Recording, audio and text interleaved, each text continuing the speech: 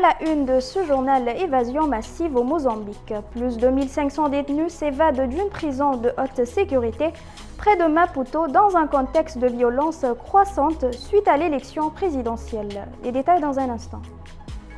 Et puis, le Rwanda introduit le Kabla, un nouveau traitement préventif contre le VIH, rejoignant ainsi la Zambie dans la lutte contre la pandémie.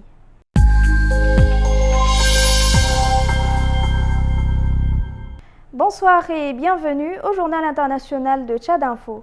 Au Mozambique, le gouvernement a confirmé, dans la soirée du 25 décembre, une évasion massive d'une prison de haute sécurité près de Maputo.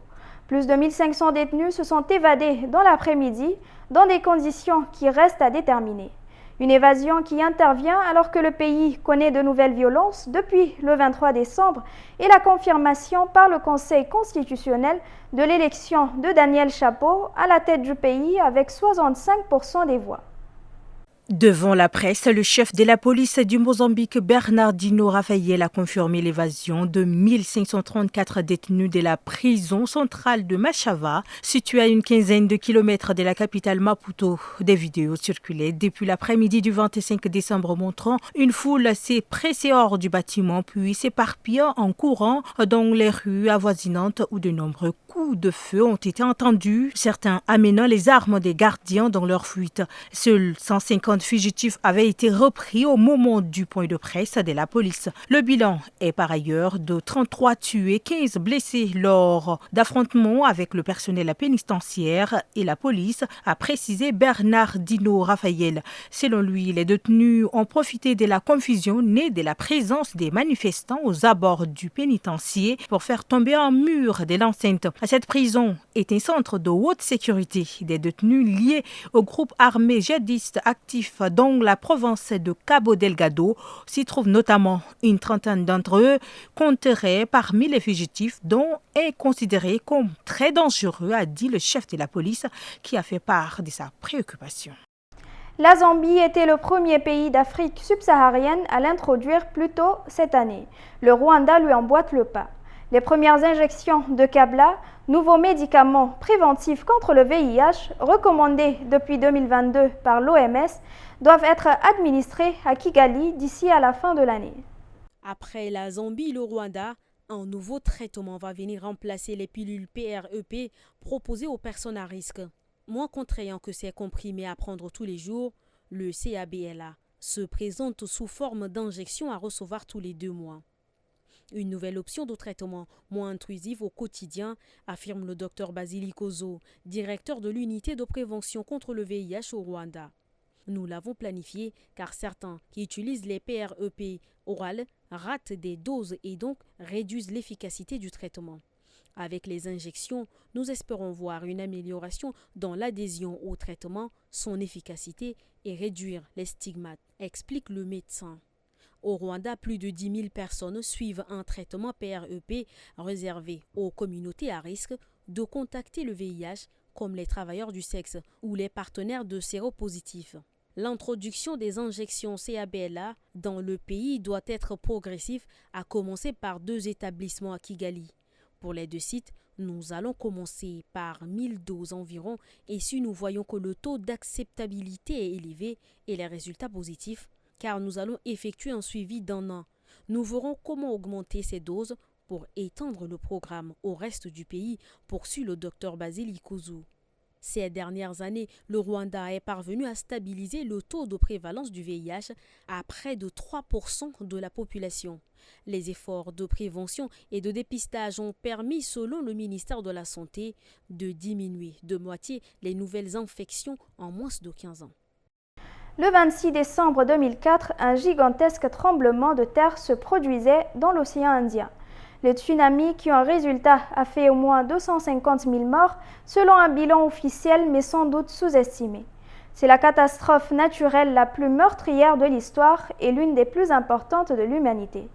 Un traumatisme encore très présent en Thaïlande, au Sri Lanka et en Indonésie, pays le plus touché où au moins 170 000 personnes sont mortes. Ce 26 décembre 2024, un séisme de magnitude 9 frappe au large de Banda Aceh en Indonésie. Une demi-heure plus tard, des vagues de plus de 30 mètres détruisent tout sur leur passage. Le tsunami touche ensuite le Sri Lanka, la Thaïlande, l'Inde et jusqu'à la Tanzanie, causant plus de 250 000 morts et 2 millions de déplacés. À Banda Aceh, le chaos est total. Témoins et survivants décrivent une scène d'horreur. Corps emportés, cadavres dans les rues et une odeur insoutenable. Pradip Kotipili, au Sri Lanka, raconte comment il a survécu, ses jambes brisées, en voyant un ami mourir sous ses yeux. Depuis, il s'engage dans la prévention des catastrophes. En 2004, l'absence de système d'alerte a aggravé le bilan. Bernardo Aliaga, expert de l'UNESCO, souligne que ce drame a poussé à une coopération internationale pour sauver des vies. Aujourd'hui, il rappelle l'importance de reconnaître les signes et à réagir rapidement en cas de séisme suivi de tsunami. À Mayotte, les opérations d'évacuation se poursuivent pour les personnes prioritaires vers la Réunion. Des centaines de personnes quittent l'archipel chaque jour dans des avions, dans des évacuations compliquées et très encadrées. La gendarmerie est sur place et il faut figurer sur des listes pour pouvoir embarquer. Carmen est enceinte et professeure d'anglais à Bandrel, dans le sud de Mayotte. Elle a pu être évacuée lundi 23 décembre. Carmen est enceinte de 7 mois et avec sa femme Jade, elle n'avait pas d'autre choix que de partir de Mayotte pour sauver le bébé. Ce sont les médecins qui m'ont dit: il faut que tu sortes. On ne peut pas gérer la néonatalité. Avec un accouchement prématuré, mon enfant ne pourra pas être pris en charge. Je sacrifiais mon enfant en restant à Mayotte, a-t-elle confié à RFI. Propriétaire, elle ne reçoit pas de communication pour son départ. Direction l'aéroport. On lui annonce qu'elle devait partir la veille. Aujourd'hui, elle n'est plus sur la liste. Heureusement, le rectorat passe de coups de fil et elle peut embarquer pour la Réunion. Et soulagement. Ça va, on est contente d'être dans un endroit où on a des hôpitaux. À la Réunion, les 2 futures mères sont hébergées chez des amis. Mais quitter Mayotte a été très difficile, comme le rappelle Carmen. C'est quand même chez nous, Mayotte. Donc, cela a été difficile de partir. Ça nous émeut encore un peu, parce que c'est vrai. Quand on laisse les gens là-bas, on laisse notre maison. C'est notre première décision de parents.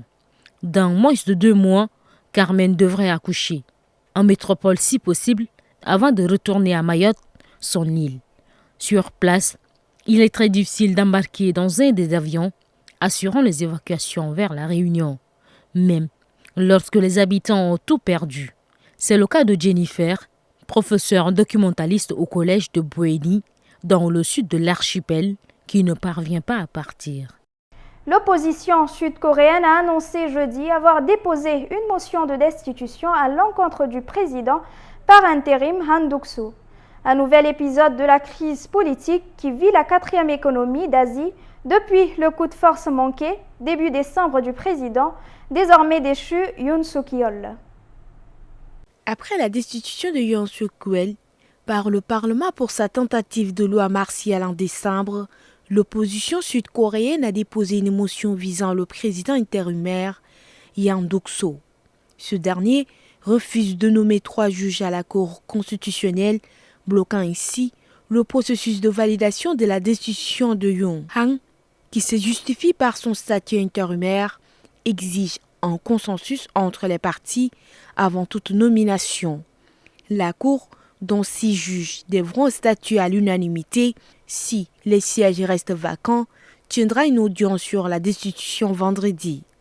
Si Han est destitué, ce serait une première historique et le ministre des Finances Choi Sang-mok deviendra président par intérim. Pendant ce temps, Yoon Suk-yeol fait l'objet d'une enquête pour rébellion, un crime passible de la peine de mort. Mesdames et messieurs, c'est tout pour cette édition. Merci de l'avoir suivi et bonne suite de programme.